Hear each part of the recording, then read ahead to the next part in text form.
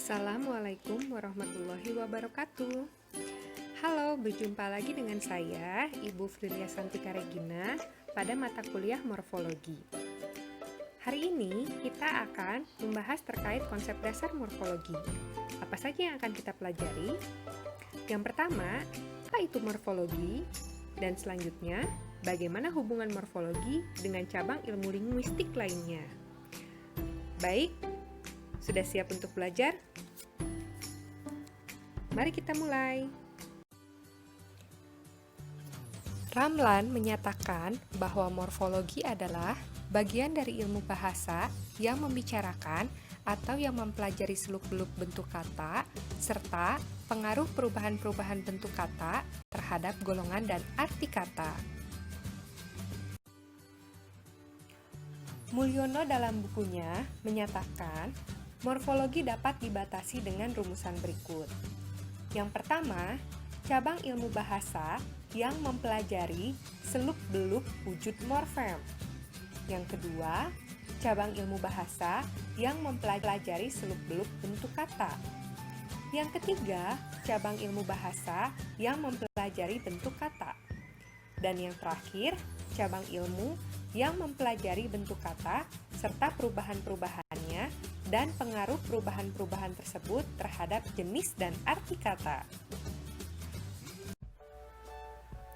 Setelah kita tahu pengertian dan batasan morfologi, sekarang saya akan membahas kaitan morfologi dengan cabang ilmu lainnya.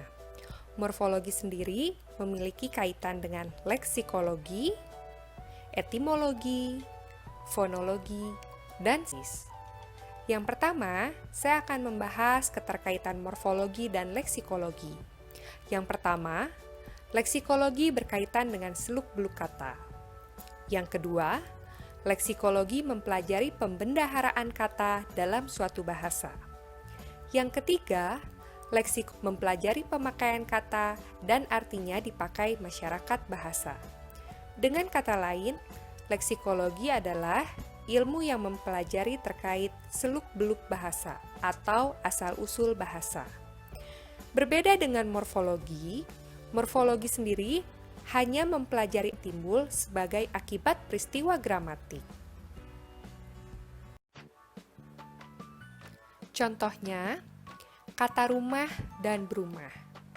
Kata rumah memiliki jenis kata nomina dengan pengertian bangunan untuk tempat tinggal atau bangunan pada umumnya, seperti gedung. Kata berumah itu mempunyai jenis kata berupa verba dan memiliki arti mempunyai rumah, diam, atau tinggal. Nah, dari contoh kata rumah dan berumah, dapat kita simpulkan bahwa kata rumah dan berumah memiliki arti leksikal. Yang kedua, arti yang ditujukan dari kata rumah dan berumah merupakan makna leksikal. Yang ketiga, morfologi membahas bagaimana kata rumah dapat menjadi kata, yaitu dengan menambahkan afiksasi berupa ber. Dan yang keempat, morfologi membahas kata rumah dari golongan nomina berubah menjadi golongan verba setelah kata jadian berumah. Selanjutnya, kita membahas morfologi dan etimologi. Morfologi sendiri hanya menyelidiki peristiwa-peristiwa umum yang berturut-turut terjadi atau merupakan sistem dalam bahasa. Contohnya adalah pengimbuhan. Dalam bahasa Indonesia lazim dilakukan, terlebih jika seseorang menggunakan ragam tulis yang di dalamnya memuat ragam formal. Sedangkan etimologi merupakan ilmu yang mempelajari asal suatu kata secara khusus. Salah satu contohnya adalah kata lemari. Dalam bahasa Portugal, lemari pun disebut lemari. Nah, persamaan tersebut dikaji dalam etimologi. Morfologi dan fonologi. Sebelumnya, saya akan mengingatkan dua kajian ilmu fonologi, yakni fonetik dan fonemik. Fonetik adalah ilmu yang mempelajari bunyi-bunyi bahasa dalam tuturan, serta mempelajari bagaimana bunyi-bunyi bahasa itu dihasilkan oleh alat ucap manusia. Sedangkan fonemik adalah ilmu yang mempelajari bunyi-bunyi bahasa yang berfungsi membedakan arti kata. Salah satu proses morfologi adalah proses afiksasi atau pengimbuhan. Gejala pergantian bunyi, penambahan bunyi, penghilangan bunyi merupakan peristiwa di bidang fonologi. Salah satu contoh dari morfologi yang dikaitkan dengan fonologi adalah ketika suatu kata yang diawali oleh huruf K, T, S, dan P bertemu dengan imbuhan menasal atau penasal, maka huruf K, T, S, P tersebut meluruh sehingga akhirnya muncullah gejala pergantian bunyi. Nah, berdasarkan peristiwa tersebut, muncul istilah morfofonemi. Keterkaitan morfologi dan sintaksis. Struktur kalimat menentukan struktur kata atau bisa juga dikatakan sebaliknya, bahwa struktur kalimat ditentukan oleh struktur kata. Seperti contohnya, yang pertama, dalam hatinya mengandung rasa penyesalan yang luar biasa. Kalimat ini memiliki struktur kalimat, keterangan, predikat, objek. Dan nomor 2, dalam hatinya terkandung rasa penyesalan yang luar biasa.